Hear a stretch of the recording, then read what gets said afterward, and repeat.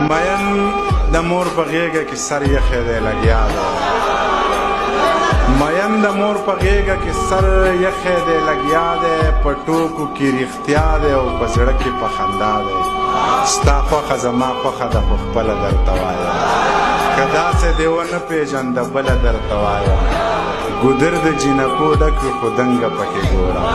په کړه وړه شهزادګۍ په خوی ملنګه پکې ګوره جامې به یې د امزولو د جامو نه قیمتي وي پوره په پوره 12 پی د یو مړون بنګړي وي دا توره شپه باڼه به یې د ورځې غوندې ښکاري د سترګو په دې تور کې به یې وریځې غوندې ښکاري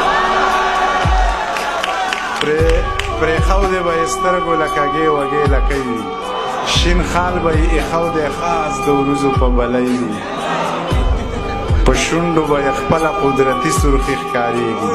د ډېرې نازکتیا یې اننګي سرخي ښکارېږي که لاس دې ورله ورکړو نو خبرې چې په سترګو کې دا نم څنګه راځي خبرې چې په سترګو کې دا خبرې چې په سترګو کې دا نم څنګه راځي او د زړه پټې خبرې په قلم څنګه راځي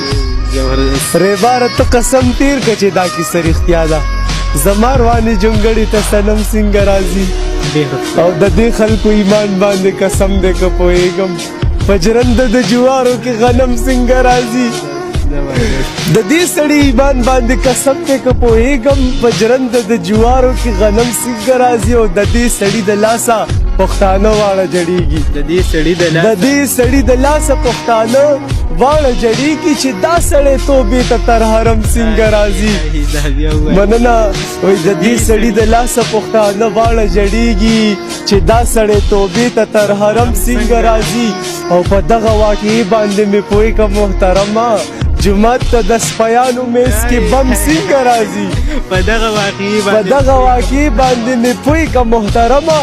جومات ته د سپیانو میز کې بم څنګه راځي د دنیا خلکو ډېر رټلی یم وصنمه ځکه غلی یم او په کومه شپه چې ستا سترګې مې ولیدي یاره هغه شپه کې دې وړلی یم ټوله دنیاګۍ کې زما یو ته یې ستا مینې خو هم ډېر سوځولی یم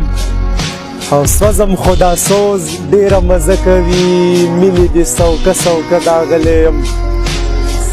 یاره بې له تا زندګي ګرانه ده څه کم حالاتو رانیولی یم او کاش کې چې یو ځل مې بیا راغونډ کې ته حسن دې دانه وانه شیندلی یم کاش کې چې یو ځل مې بیا راغونډ کې ته حسن دې دانه وانه شیندلی یم او نم زما د سترګو ته رنم کې ځي ستا یادونو ډېر جړولی یم او تل به زه قربان ملنګ چغار کوم زه خو ستا صفت له زیږېدلی یم